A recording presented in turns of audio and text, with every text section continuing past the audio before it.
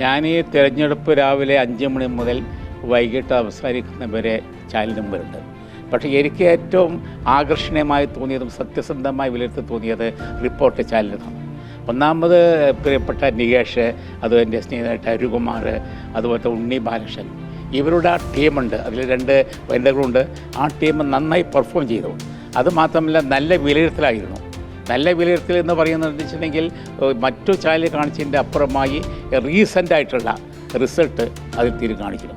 അതുമാത്രം എന്നെ അത്ഭുതപ്പെടുത്തിയത് നികേഷ് അടക്കമുള്ള ആളുകൾ നിർത്താതെ നിന്നുകൊണ്ട് ഒരു മിനിറ്റ് പോലും പാഴാക്കാതെ വൈകിട്ട് വരെ സംസാരിച്ചു കൊണ്ടേയിരിക്കുന്നു. ഭാരാന് സംസാരിക്കുകയാണെങ്കിൽ എന്തെങ്കിലും അസുഖം വരുന്നതാണ് എനിക്ക് തോന്നുന്നത്.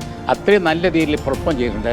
ഞാൻ വിളിക്കാൻ ഫോണിൽ കിട്ടാത്തതുകൊണ്ടാണ് അദ്ദേഹത്തെ വിളിക്കാൻ വിചാരിച്ചിരുന്നു. അതേ സുജാർ പറഞ്ഞു അവരുടെ പെർഫോമൻസ് നന്നായിരുന്നു. നല്ലൊരു ഇലക്ഷൻ വിലയിരുത്തലാണ് നടത്തിയത്. ഉണ്ണി ബാലകൃഷ്ണൻ്റെ നേരത്തെയുള്ള വിലയിരുത്തലും അതുപോലെ തന്നെ ശ്രദ്ധേയമായിരുന്നു. വളരെ നന്നായിട്ടുണ്ട്.